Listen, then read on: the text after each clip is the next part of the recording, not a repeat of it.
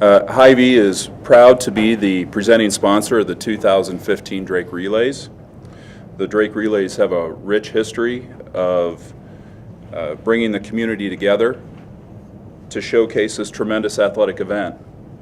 At Hy-Vee, our partnership is a natural fit with our continued support of health and wellness in our local communities. The Hy-Vee road races at the Drake Relays will take place on Sunday, April 26th.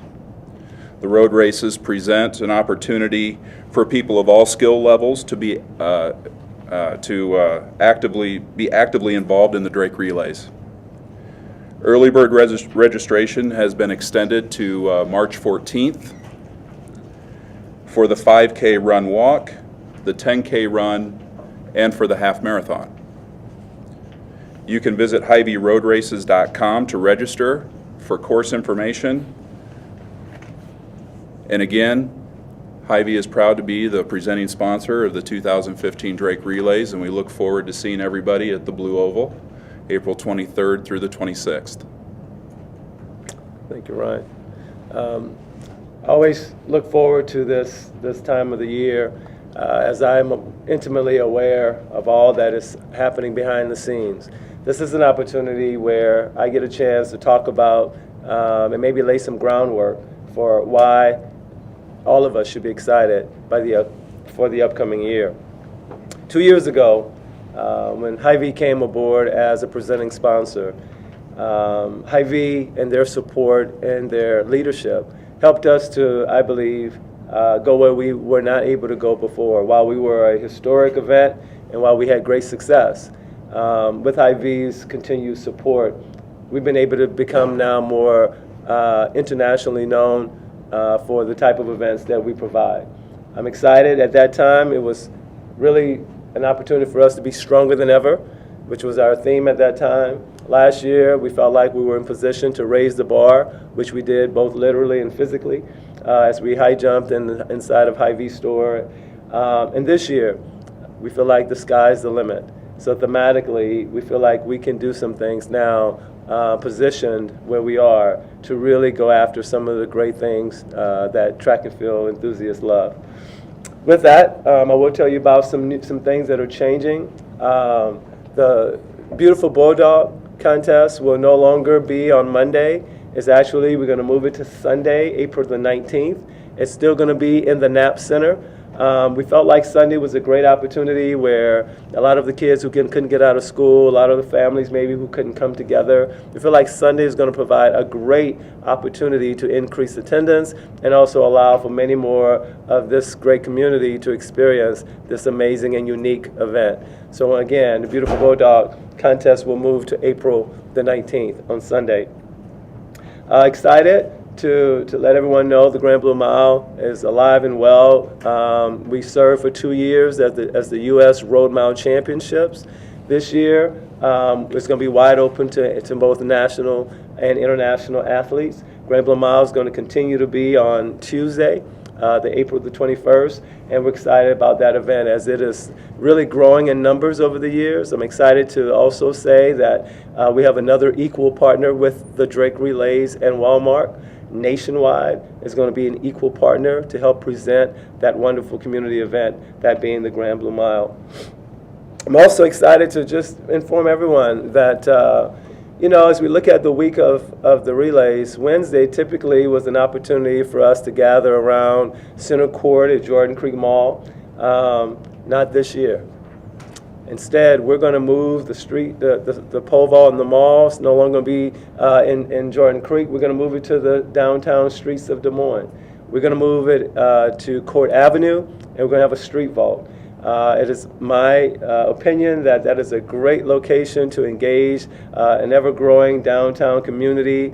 I'm encouraging our workforce downtown and many of the folks who will be getting off to spend some time on Court Ave. Come and perhaps grab dinner with family, maybe grab a beverage, and come and check out this very unique event in the center streets of Court Avenue between 3rd and 4th. And I think it's going to be a unique opportunity to see world-class athletes once again up close and personal.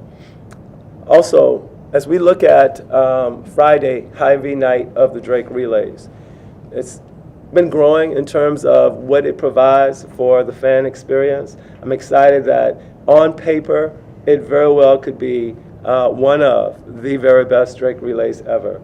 And what makes it very exciting, a couple years ago, we looked at the London Games and we tried to rematch what happened in the Olympic Games in London. And then we looked at the Moscow World Championships and we provided a rematch for that event. Since there was not a World Championship last year, the thought was, how are we going to really pursue the very best in the world?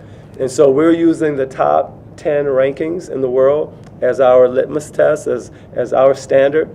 And I'm excited to report, as Ty has already said, just on Friday night, we're going to have nearly 30 athletes that ranks in the top 10 in the world. For example, in the 400 meters, we're going to have the number 1, the number 2, 4, 5, 6, 7, and 10 runners in the world in the 400 meters, all in one race.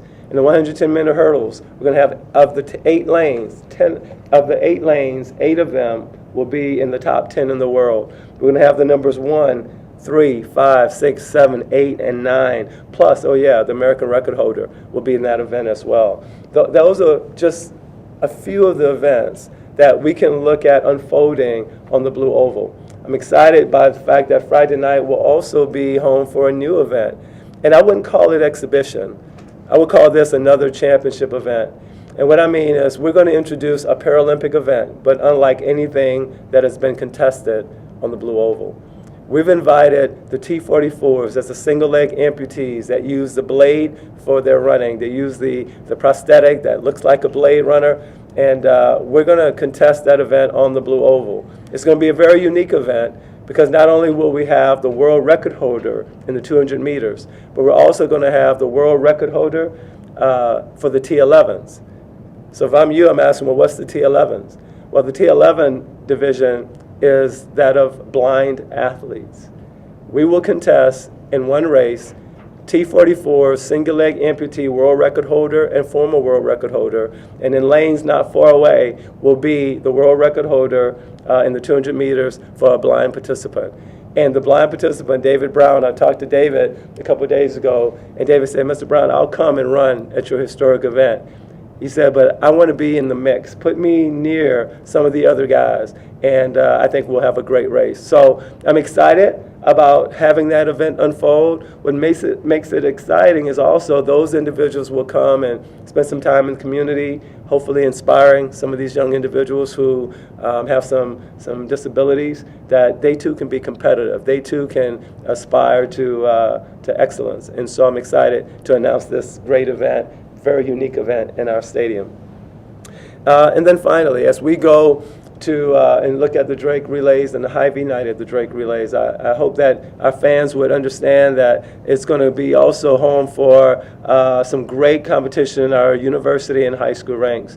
Coming for the first time in over 2 decades to the Drake Relays is Arizona and Arizona State. They typically duel on the same weekend as the Drake Relays, but both are committed to go after the Hy-Vee Cup.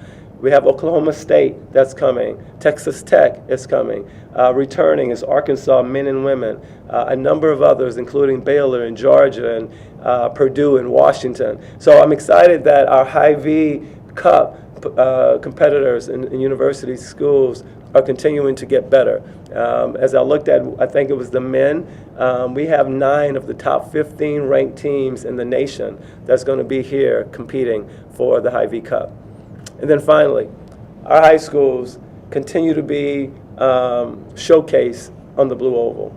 And you say, well, what's new for the high schools? Well, NCAA rules don't allow for anything new. But I can tell you what's returning, another opportunity for best in state, another opportunity for our high schools to go after Drake Relays championship flag. And I'm excited, and I know my committee is excited, as we all are at Drake University, to start thinking about the Drake Relays once again. So that's what we have for now. I will tell you also, as we look at the schedule coming up, those were just Friday night events. We still have Saturday to unfold in the upcoming weeks. So at this point, I'll entertain any questions that you might have. Brian, you talked several years ago about possibly something to do with pole vault in the streets of downtown. Is something changed to allow you to do that now that maybe you couldn't have a few years ago? Yeah, I think what's different this year is that in Jordan Creek Mall, Microsoft has a kiosk in the middle of the mall. When we contested the pole vault last year, General Growth was kind enough to let us know that next year it would not be available for 1 year. And then the subsequent year, 2016, an Olympic year, we'll be able to bring the pole vault back into the mall. And I think it'll be refreshed at that time. And to miss it for 1 year in the mall and to bring it back, I think it would provide kind of a refreshing to the event in an Olympic year. So it actually works really well in timing to do it now.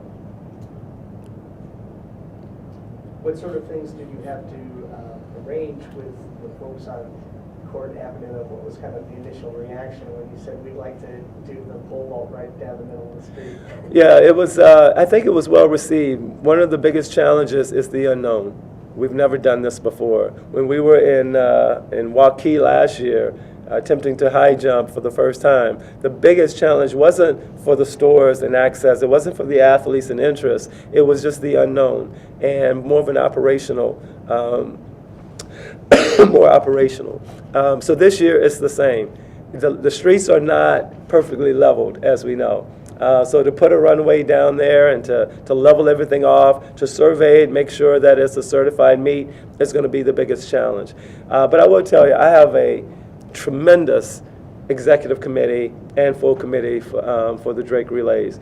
And after some of the meetings we've had, I have no doubt in my mind that we're gonna be able to pull this off. It's gonna be challenging, but here's what I found very encouraging as well, is the city of Des Moines, is this metro area. As we've already visited with the Street Use Committee, they're open, they're supportive. I visited with all of the restaurants on Court. Everyone is supportive. Everyone is going to extend happy hours or any specials just to be supportive of the event. So it's that kind of community that, for me, and for us, give us the chance to go after these unique events because we know the support will be there. Other questions? Anything else for Brent? Okay. If anybody needs anything else, he'll be available briefly for some one-on-one stuff for the next few minutes. Otherwise, thank you everybody for coming out today, and keep your eyes and ears peeled because we'll certainly have much more exciting news to come in the coming weeks leading up to the 2015 Drake Relays. All right. Thank you very much. Thank you. Appreciate it.